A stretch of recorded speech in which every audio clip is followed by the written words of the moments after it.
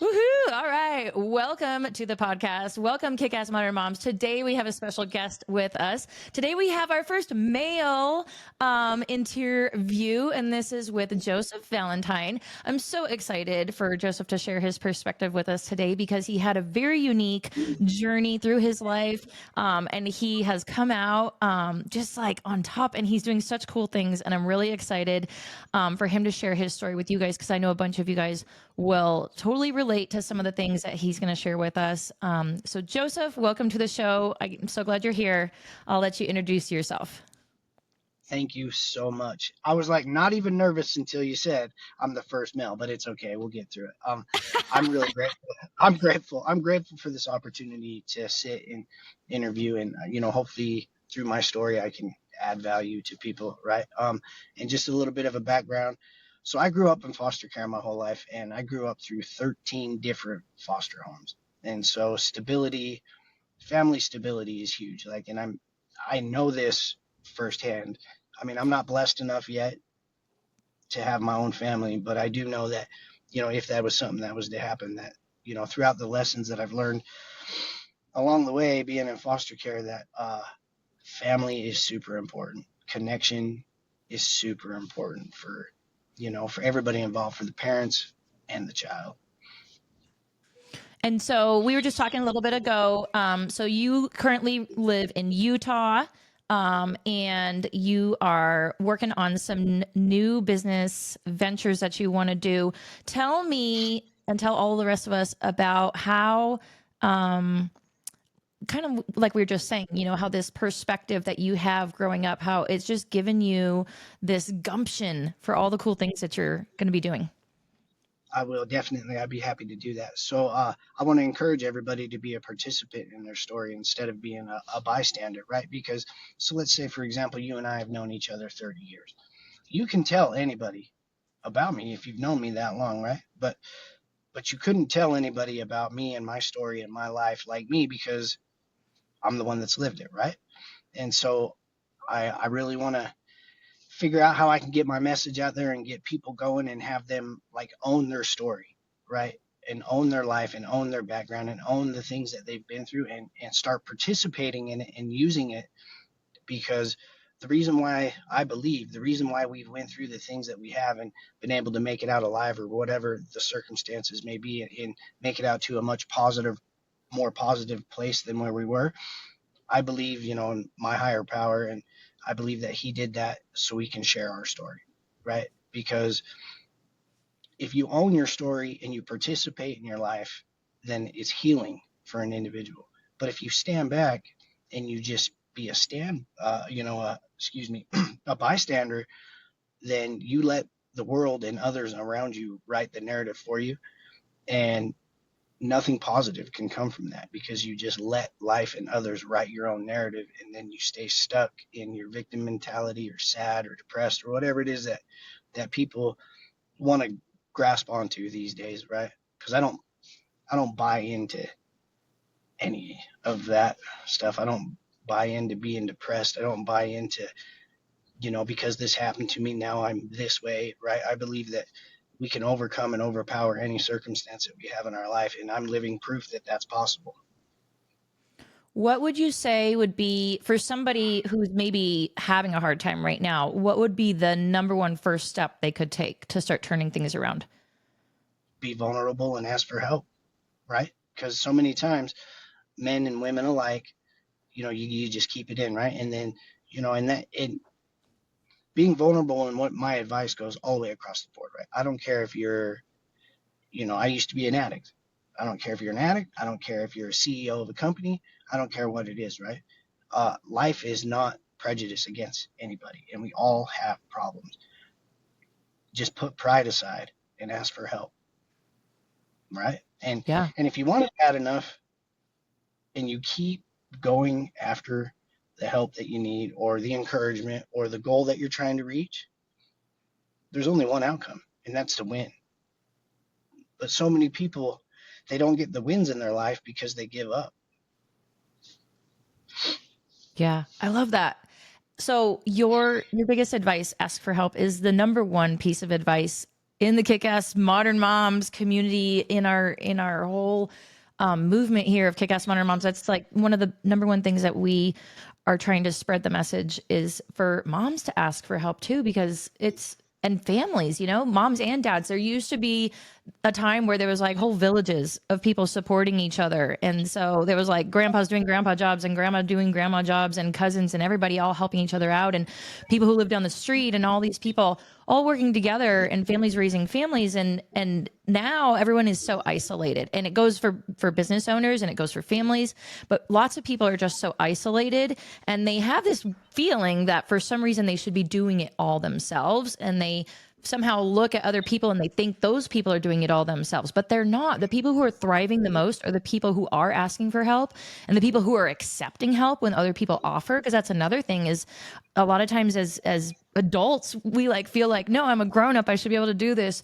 But when somebody offers, accept their help, like truly accept help and be willing to receive that help. And it changes everything and gets us back in this community state of feeling supported. And so I love that you said that like, no matter what position anybody is in, the absolute first thing that you can do is just ask for help, and then be ready to receive help when people offer too. Like, it just changes your whole life whenever you start collaborating on teams instead of just trying to go everything on your own solo and trying to like power through it. You know, just get the support you need. It's so powerful. I agree. Uh, I agree 100% on that statement. And pride too. You know, I see a lot of pride in family dynamics, right? And I've experienced it a lot too because look, I'm a manly man, right? And I am one of them guys that just grind through it. And I'm about grind nation. Like that's just who I am. I am just built like I was telling you before, right? Like nothing I do is just like on the easier, softer side, right? But I still need help, right? And I'm a mhm. man's man. And I think in families, like I think it's super important that moms, husbands and wives, moms and dads both put their pride aside, right? And if the dad needs help doing a man's thing, then help him. And if your wife needs help doing mom's thing, then help her, right? Because the more Mhm. congruent, the if everybody in a family could just put their pride aside and make it a one congruent thing, then uh, I believe that the stress level in the family life would come down, right? Because sometimes, you know, in a partnership, when people say it's 50-50, fine, but that 50-50 doesn't mean 50% all the time, right? Like Right. sometimes you only got 20% to give, so that means for that other 50, you got to pick it up and vice Yeah. versa, right? And Yep. Yeah. Totally. Now, you have such a unique perspective coming from foster homes and being in so many different foster homes. And I know that you had so many challenges and obstacles with all that.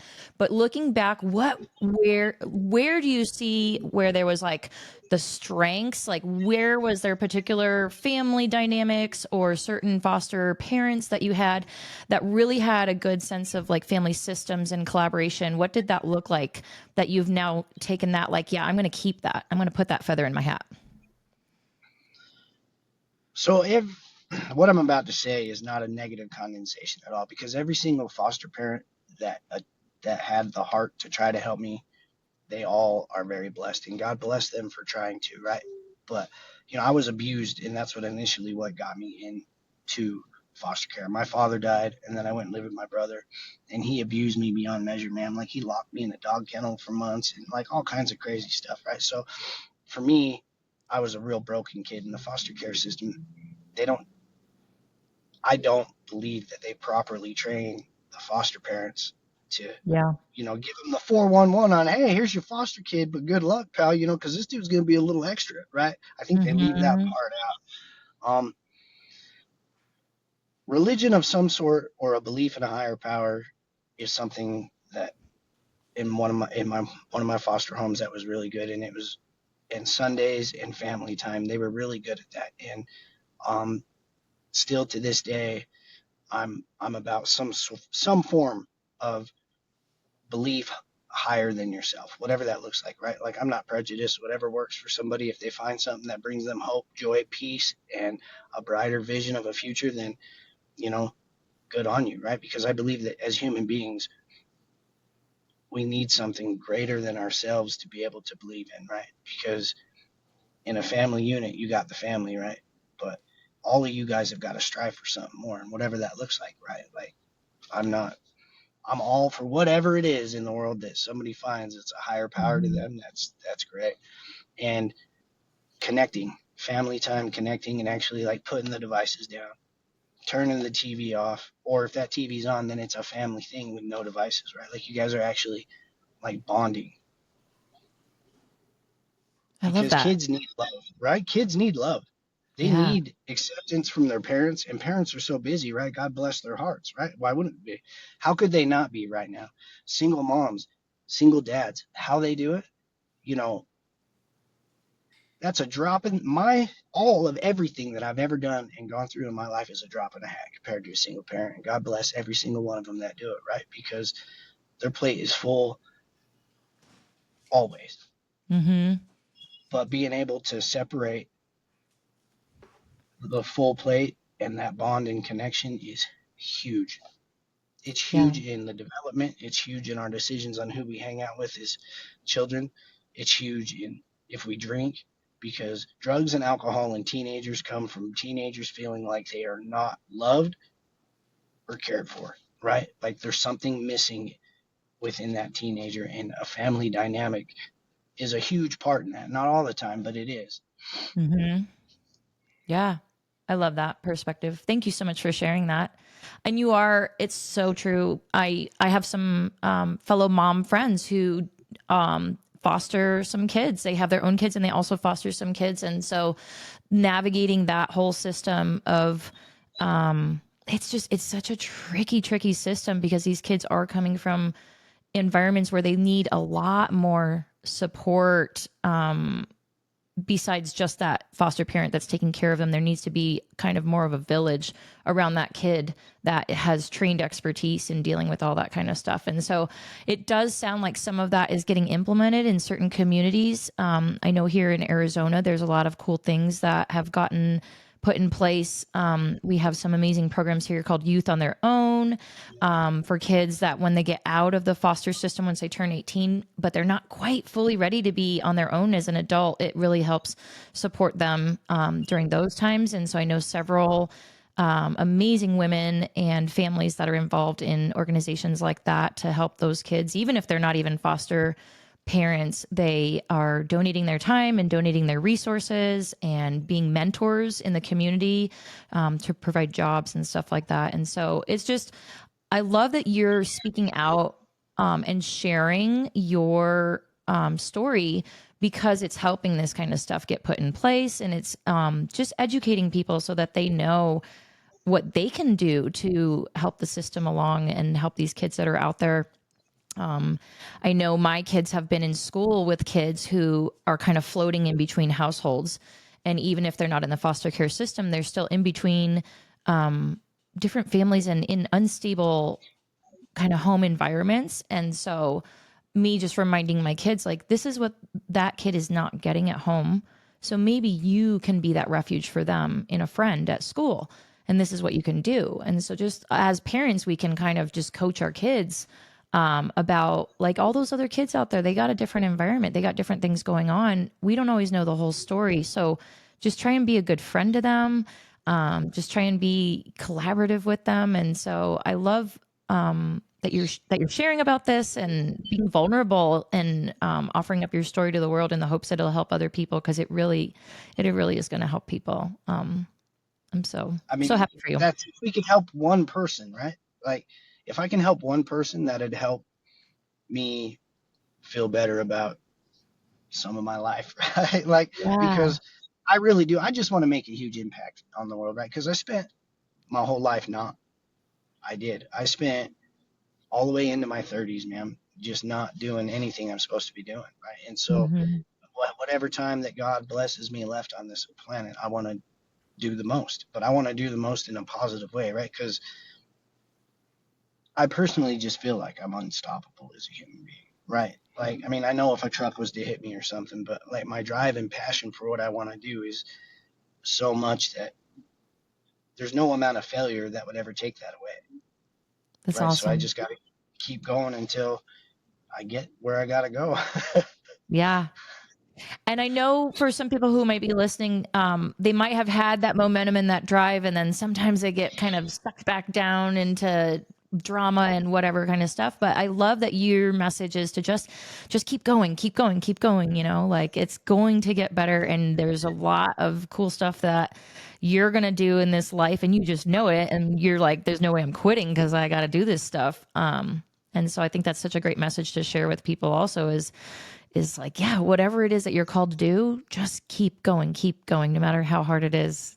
Like, you're Right. not going to fail. You're going to win. You're totally going to win.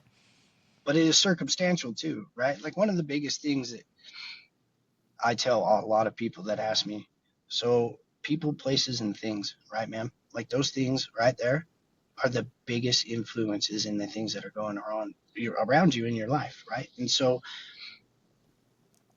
to protect the family dynamic and things like that, it's you got to be super careful about the people, places, and things that you choose in your life, that you allow in your life.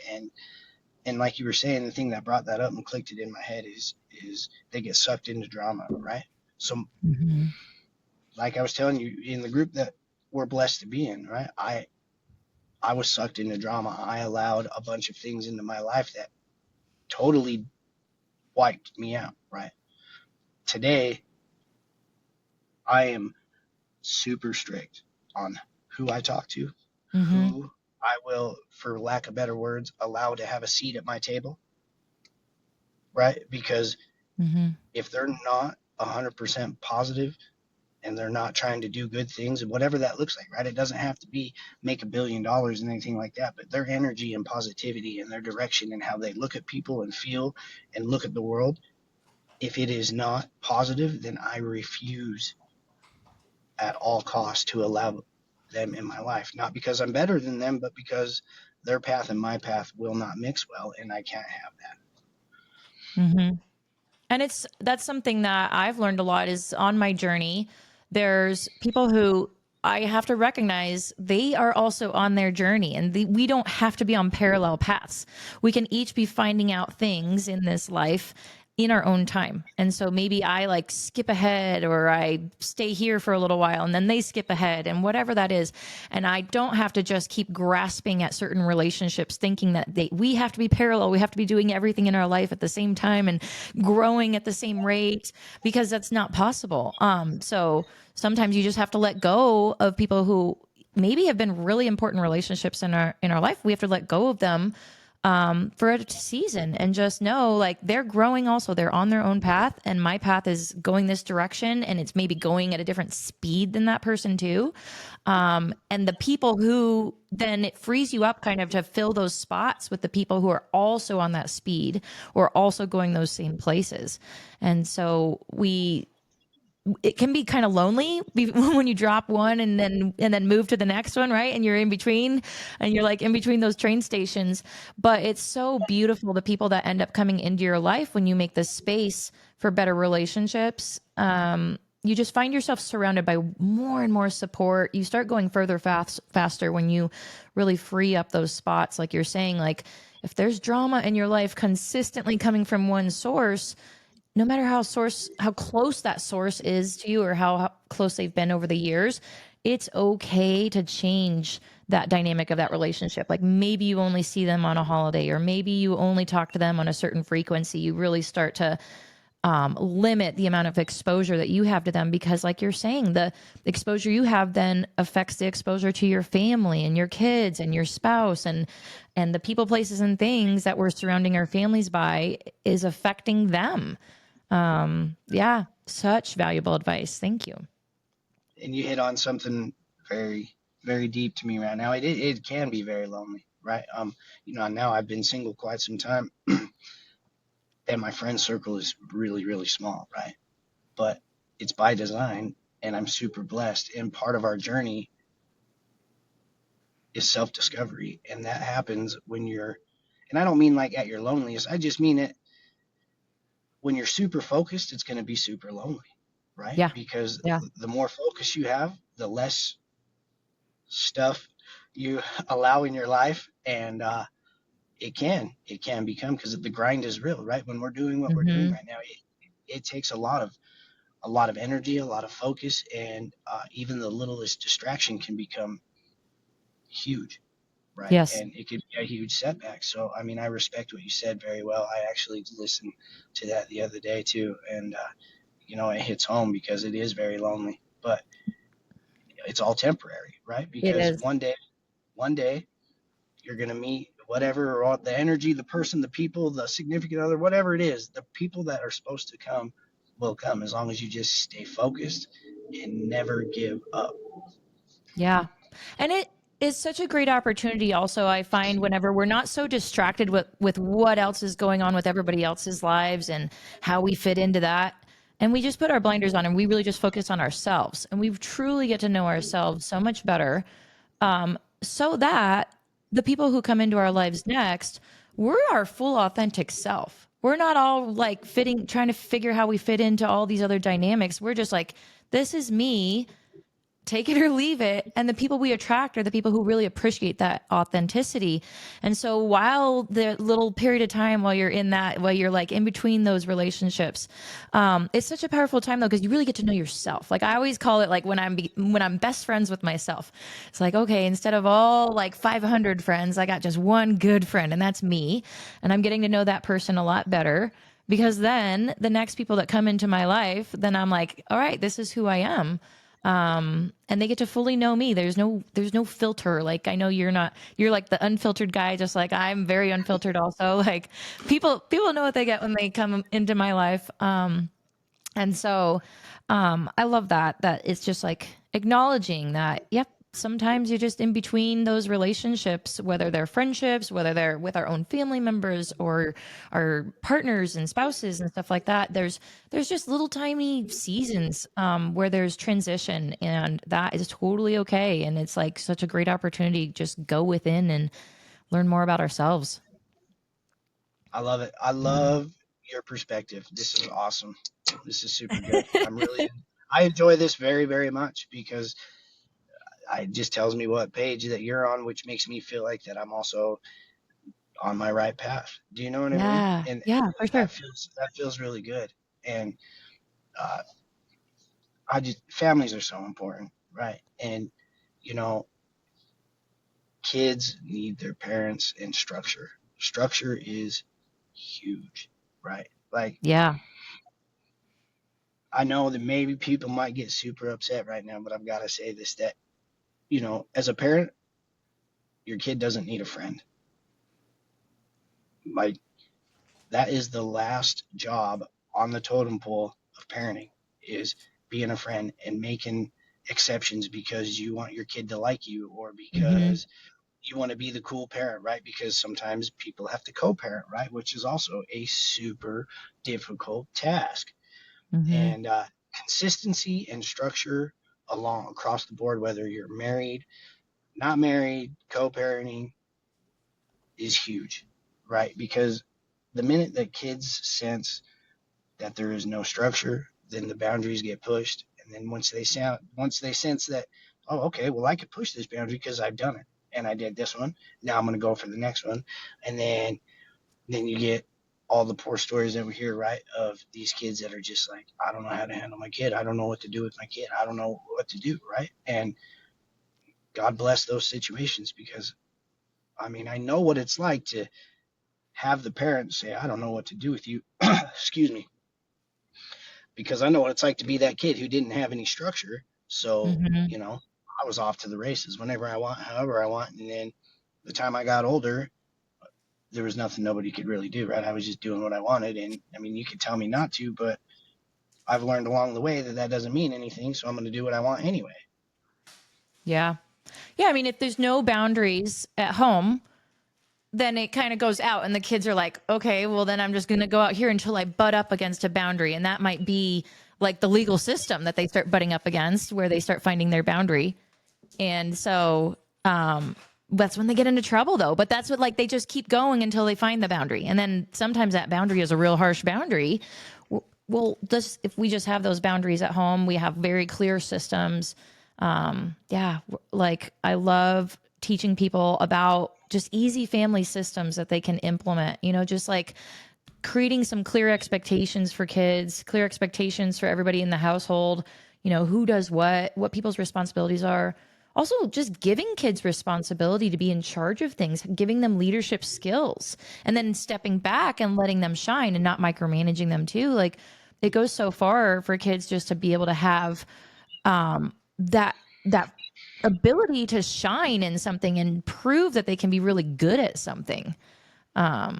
Yeah, so I love that consistency, structure. I'm all about that. I nerd out about family systems in the household, and everyone knows that I love like charts and lists and all these kind of things. Not because I feel like it should be like drill sergeant in the house. Opposite. All of that structure is what provides the freedom that kids feel like they can thrive instead of this vulnerable feeling where they're like, well, we don't know what we're supposed to be doing, so we're just going to go do whatever we decide. Right, because Yeah. we're kids, right? And kids, we don't know. Like, so a 15-year-old could only be one thing. 15. They know what it's like to be, whatever their memory is, from 3 to 15. That's all the life they got, right? They don't have a clue about anything above 15, right? Like, Yeah. no idea. So the structure and the path that, and however that looks, right? Like, I'm so jealous that you're that organized with the whiteboard, right? Because I would like not be able to write on the whiteboard. I'd be like, there's no way. It's gonna kill me, right? I would have to come up with something. I don't know what it would be, but like, it is super vital what you said, that, because then they learn what it's like, and then it preps them for high school, preps them for college, whatever their choice may be, right? Preps them for a job, right? Because, in my current job, even in my construction job, there's structure, right? And there's Yeah. expectations that need to be met. And there's a what do you want to call it? Like a totem pole of, this person's responsibility is this, and this is Mm-hmm. what they're expected to do, and X, Y, and Z down, and here's yours, whatever that looks like. And I don't want to hear any BS about it. This is your job. This is what you're expected to do, and I need you to do Right. that so we can all succeed, right?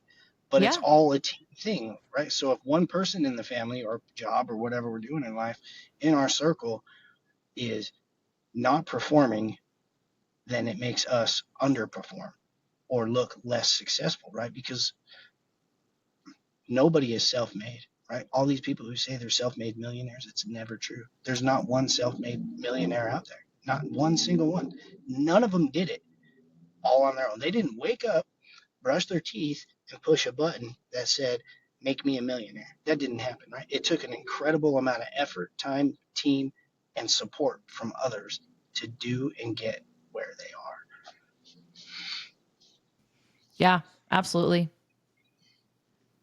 Yeah. I love that.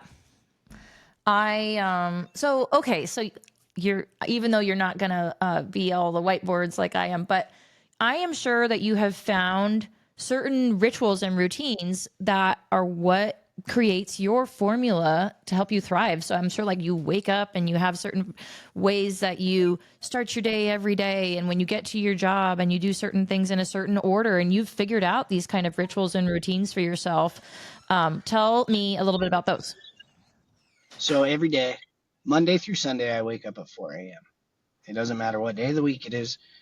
And if I'm up past like 9 o'clock, I start growing a stem and turning orange, right? Like I start looking like a pumpkin. In my brisk age of 44, 9 o'clock's like the 2 o'clock for me, right? Like I'm very regimented, and I've got my body to that point to where uh, every day of the week, 9 o'clock, right? I mean, unless there's an extenuating circumstance that happens in my life, but like I said, I'm very not in that point, right? So it's 9 o'clock bedtime, 4 o'clock wake up time. I have coffee. I meditate every morning. Every morning, I sit with my cup of coffee, and I don't turn on lights, TV, nothing. And I sit and I reflect. I write a gratitude list for myself because, things are not optimal in my life right now, right? Like I could be in, I mean, I could sit and pick apart and be like, yeah, well, this would be better, this, and this, but I choose gratitude on the other side of that, right? Because I'm grateful today that I'm able to sit in this car that I have to talk to you. I'm grateful that I have a phone, right? I'm grateful that I woke up. I'm grateful that I'm able to eat food, right? And even if it's a ramen noodle every night, I'm happy about it, right? Like life, I have had to learn a bunch of gratitude in life to get me. And gratitude is literally probably what got me through the deepest, darkest side of my addiction. Um, I did a lot of years in prison, and I don't know if I would have made it out if I didn't have gratitude, right? And God built me that way. Like I am just been very, very blessed to be able to be humble enough to recognize that if I'm breathing, that there's something good going on, and I need to look for that. And I think it's just because I was so encased with negativity that it was almost like a trauma response, right? Like Mhm. I had to be happy and positive, or else I would have not. I just would have imploded as a human being. Yeah. But I love Gratitude that every you day. have, I mean, because now you like 9 p.m. bedtime. That's, I love that. For many of the people listening who have hung out with me in real life, they know that when I'm out and about at events, I have this little timer that goes off on my phone that sounds like the crickets at 8 p.m. to start reminding me to wind down for bed. And so everybody laughs. It's like, oh, Brenda's go to bed alarm. And I'm like, yeah, but it serves me, you know, like I try my best to stick to my schedule. It's hard when you have kids and you're out at different events and they got their extracurriculars and things like that. But when it's a schedule of my choosing, I really try to put those bumpers in place for myself where I go to bed at a certain time, I wake up at a certain time. I like you have your meditation and your gratitude practice every single day for I don't know, like 600 or 700 days straight now. I've been writing in my 5 minute journal every morning when I wake up and every night before I go to bed, the good things that I expect of the day and the good things that happen that day and just all the things I'm grateful for. And it just really changes the whole rest of like, if I have those bookend times of sitting with my 5 minute journal to go over that, it bookends my day and everything that comes in between that all of a sudden is just exponentially better when I start my day and end my day in that mindset. And it really does make such a difference. And so like you can I have never had the obstacles and the challenges and things like that, but this I can see the value in it. And you have had so many more obstacles and challenges, and you have also found this exact practice to be just so beneficial to you. And so for everybody out there, it's one of those things that's so accessible, super easy to just start writing down what you're grateful for every day, and instantly every day gets better because of that. I mean, 100%, right? And I just want to encourage you to know something, that even though my story may not be pretty and it sounds really tough, that you know the movie Monsters Inc., right? Mm-hmm. So you know Sully, right? Mm-hmm. So you know why that little girl was never scared of Sully? The reason being is because Sully was not her monster. So it wasn't that scary for her. So Mm-hmm.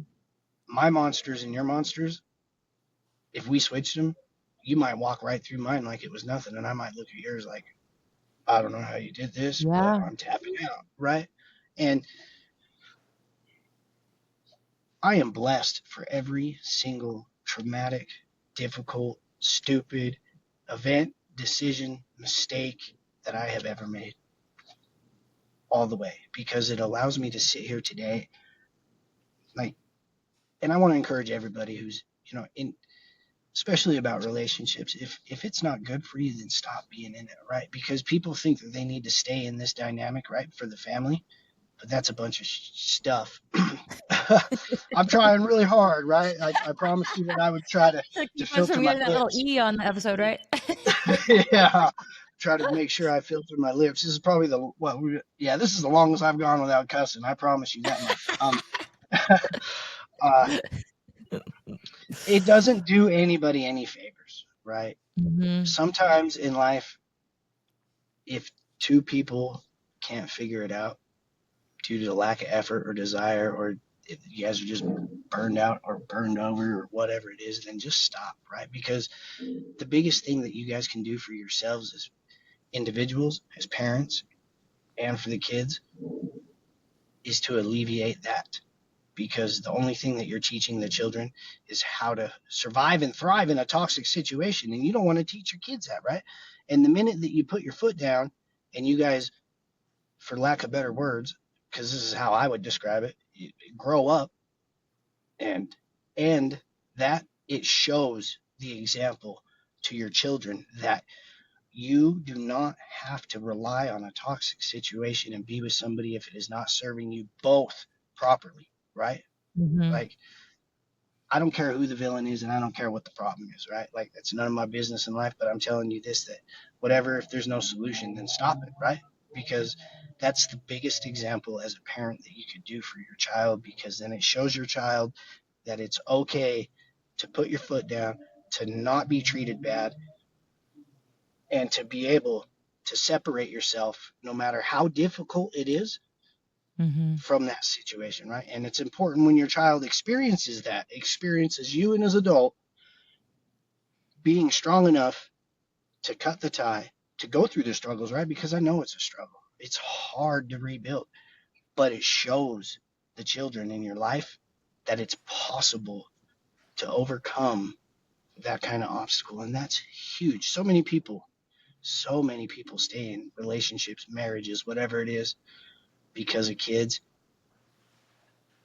And it's just the worst, right? Because it's just Yeah. setting a bad precedence for the kids as they grow up, right? And they think that, Right. well, mom and dad did it, so I got to do it. No, got to end that, right? Mhm.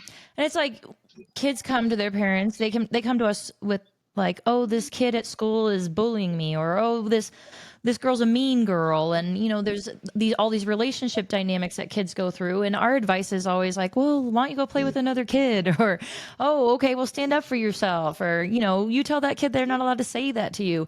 But then the example that we need to set is having those exact same types of boundaries. So it's like we can't tell our kids, okay, don't let people treat you like that on the playground. Stand up for yourself. Go tell a parent or go tell a teacher, go tell an adult and get someone to help you out. But then they see us maybe having like a family member or like some neighbor or somebody that just tramples all over us, and we just keep taking it, and we don't ever stand up for ourselves, and we don't ever go tell somebody else, you know what, I really don't like it when this person's doing it, and I won't stand for this anymore. And so we could tell our kids all we want, stop taking it from those people, but if they see us keep taking it from adults, and not having those clear boundaries for ourselves, it's the whole, do what I say, not what I do. Like, we need to be that example. We need to show relationship boundaries. We need to show how we honor ourselves, how we see our self worth. Like, if we want our kids to be confident at school, we got to show our own confidence out in the world. We tell them you can be anything. Okay, well, then why are we letting our dreams die? We need to go be anything we want to be. And so I love that everything so much. so it's like everything we say to our kids, imagine, okay, what if somebody just told me that right now in my adulthood? How would that look? What can I do in my adulthood to live out that exact same advice that I'm trying to give them? Yeah. Imagine, right? Like, what would you do in life? What would everybody in the world do in life if they knew they wouldn't fail? That is my favorite phrase ever, right? Because I agree so much. You can't tell your kids, hey, you can go do whatever you want. And then they witness you, and I say this respectfully, sitting in a mediocre position that they know you feel mediocre about, right? So I'm not judging Mm-hmm. anybody's level of happiness, right? Like, if happiness is you working at Wells Fargo or Red Wing Boots and you're happy about that, then I love that for you, right? But it has to show, like, it has to permeate through your everyday life that what you're doing on a daily basis is bringing you as an individual. You feel like you're stepping into your full energy and being able to live your full authentic self, right? Mm-hmm. And that phrase, do as I say, not what I do, that stuff never works, right? Like, every kid's not going to do that. No kid in the Mm-hmm. world, that phrase ought to just get burnt, right? Because it's never worked. Because you're going to look at what Yeah. they're doing, and that's what you're going to do, right? But sometimes we don't even realize that we're saying something than what we're doing. Like we feel like, oh, like, yeah, we're doing this thing and this is also what we hope our kids are going to do, but then we really deeply look and see like, okay, wait, how does this look to my kid? Yeah, like you're saying, if somebody comes home every day complaining about their job or their boss or whoever, And but then they tell their kid like, oh yeah, don't allow yourself to be trapped in situations. It's like, Right. okay, go fix that also, or just have a better outlook, you know. Don't look at everything as such a negative example. I love Ben Hardy's book, The Gap and the Gain. The title doesn't tell it, but that book is all about mindset and how we see the gifts and everything that's happened before. And so looking back at our past and seeing all the gifts and things, because that determines what our present looks like and what our future looks like. When we go back and put a different filter on everything of the past, it completely changes our present. And our present completely changes our future. And so, if we want our future to be better, sometimes we just need to go back and look at our past and realize how many gifts there really were in all of that stuff. And so, I know like the challenges I faced as a kid. I had so many things that were great opportunities for me, but I also had some challenges. But those were also really amazing gifts because that has now given me everything I need for this moment and going forward. And so, yeah, just sometimes just like looking back and seeing the gain instead of the gap. It's not how much you were missing out on, but oh my gosh, all that you gained from the things that you did have, or what you gained from the things you didn't have. There's super big gains in all that. There really is. I mean, that's 100%, right? Like when I told you just now, I am super blessed to go through everything that I got the opportunity to go through everything that I went through, right? Mm-hmm. Self-inflicted or not, it was all an opportunity. And all of it was an opportunity for me to be able to be the gentleman, which is, that could be my perspective is a gentleman perspective. Others might not think so, but that's fine. But to be the gentleman here in front of you today and talk the way that I'm able to do so, right? And Yeah. it's what makes it so when I go to work, everybody's like, I don't know what you're made of, bro, but you have got to calm down. Everybody always tells me you got to calm down. I'm like, that's just not in the cards, right? It's not going to happen, I get that a right? lot too. So it's fine. You're in good company. Yeah. Like, come on, man. How long have you known me? When have you known me just to be chill, right? Like, it's just not a thing. But life has taught me to be hungry, right? And I really do have a hard time. It took me many, many years to have gratitude for everything that has happened in my life, right? Um, but no amount of guilt and shame changes the past, and any amount of gratitude will change our present, right? Every time. It doesn't matter. Hmm. I say this very carefully, right? It doesn't matter what you've done in your life, right? Like, I get it. I've done some horrible, bad things, but you know what? I'm also doing some great things now, right? And that's because I don't allow myself or anybody else around me to sit in shame, guilt, or anything like that, right? And I'm constantly just learning every single day how to be better, how to be better, how to be more positive, right? And the world needs that. And the mindset, like 100%, I'm with you. No matter what, no matter how. There's days I go to work and and I kid with my coworkers like, man, I could eat a bullet, right? Because it's snowing, it's like 20 degrees, and nobody wants to be outside working in that, right? But it's still fun. I'm still blessed. It's still good, right? Because at least I get the opportunity to be outside and complain that I'm cold and earn a paycheck, right? And if we can just get society to shift to gratitude and not complaining, then Hmm. everything would probably be less burdensome, right? Because the world's hard enough around us, right? We don't need to do anything. You and I, all we got to do is wake up, go to bed, and be our best selves. And everything is still hard enough around us. We do not need to complicate our situation anymore. Yeah. But I love it. So I have only known you. So our group that we're in a coaching group, and I have only known you as this version of you. And so like you're just go getter, amazing energy, just love for life and love for other people. That's the Joseph I have met and known. And so I am so happy that you're just who you are today You know because how like people thankful I like am. me people like me get to meet you, you know.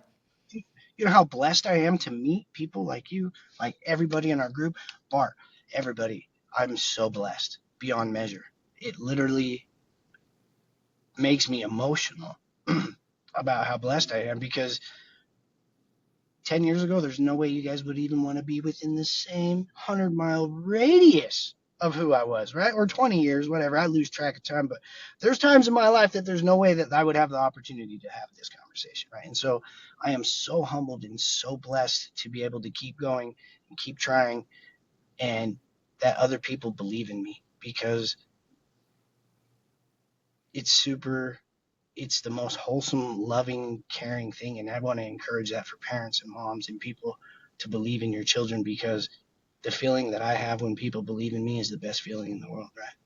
And so it's important that that people portray that in their family dynamic, husband, wife, vice versa, everybody, that it's supportive, encouraging, believing. And even if, even if Junior or Juniorette wants to go out and do something, you're just like, uh, I handle it. I believe in you. Go do it, right? Because they'll learn, they'll figure it out. But the power of love and belief in a family dynamic will save kids' lives. It'll save their lives. Love it. I'm so glad you're on today, Joseph. This is amazing. So, for everybody who is listening and they want to follow along and see what you're up to and continue to follow along on your journey, please share with us any kind of social media or anywhere that you would want people to be able to connect with you. And then that way, once you do start launching some of your programs that you want to do, that people know where to find you. So my Facebook is just my name, Joseph Valentine. My TikTok, which I work tirelessly on, I feel my TikTok is super positive, right? And there's a lot of empowering, like every video on there is empowering. And I'm trying to remember, I think it's Joe.v33, I believe. I don't know my own Yes. TikTok channel. I know how to get on there and make videos, right? I don't, We'll make sure to include that on the show notes because I do have that. I have his handle, so we'll make sure to include that on the show notes so that way you guys can just click on it. It'll take you right over there and go see all that uplifting content. Yeah, it is. And a lot of it, I've learned how to make videos and do things. And all of it's super powerful. And sometimes it's just my little old mug on there out in the rain having fun, right? And I just try to encourage people every day to just keep at it, right? Because that's all we can do. The worst thing that we can do on ourselves is give up. And the hardest thing that we can do for ourselves is the best thing for us. I Mm-hmm. love families. I love the dynamic, but I'm also just as strong as a proponent that that dynamic needs to be healthy for everybody. Otherwise, all it does is create generational trauma, and I hate generational trauma. It is the worst thing ever. Yeah. Yeah. If we all had less baggage to overcome, then we could get along with things a lot quicker. So, And it's our man, yeah. choice, right? People like you It's and our me, we're choice going to to change carry that. it. We're going to change the world. It'll be good. We are. It's our choice, right? When we check a bag on a plane, we make a conscious decision on how many bags that we want to take with us. It ain't no different in life, right? If we carry that, it's our fault. It's our problem because we chose to do it, right? We choose what we allow in our lives, right? Regardless of circumstance, we choose how we act, we Mm-hmm. choose how we allow people to treat us, and we choose what we put up with, and we choose whether we want to change or be better or not, right? Like life is 100% dependent on personal choice. And I'm a firm believer that people need to put all the bowling balls down that they be carrying every day and don't swear, right? And just put that weight down, right? Make their life lighter. I'm really working hard. I really had to say Yeah, that out no, loud, you right? are. It's like uh, oftentimes in life, guilt and shame and things that we carry with us, I promise you, it's only good for a short period of time. It's good to feel bad Mm-hmm. about things that we weren't supposed to do, and it's good to internalize, learn the lesson, and be better. But it is counterintuitive and productive to carry it with you all the time because Mm-hmm. it disallows room for self improvement, self growth, self love, self confidence. See all those words? Self. Yeah. It's all on us, right? Yeah. We choose the life we got, whether we want to admit it or not. It's all on us. This has been great. I love it. Thank you so much for coming on and sharing your message and just sharing all your wisdom with us. This has been so wonderful. Um, for everybody out there, I'll make sure that I have Joseph's information in the show notes so you guys can get in touch with him if you want to, and make sure to go follow him over on TikTok. Joseph, thank you so much again for coming on today. This has been amazing. Any final thoughts from you? I just want to thank you for the opportunity because this has gone way better than I anticipated with my nerves at first. When you're like, he's the first male, I was like, oh crap, oh Sorry. no, right? And then no, you're good. It's good Don't worry, because there'll it's be those more. type. You're the first of many. There'll be more. That's good, but Uh, it's those moments there that allow you to train your brain not to overcome, like succumb to like being like, oh, what are people going to think? Or you know what I mean? It was great. It was a great yeah. experience. So Yeah. thank you, so much for allowing me the opportunity and the pleasure to be on your show. It means the world to me. You're very, very welcome. I'm so glad you came on.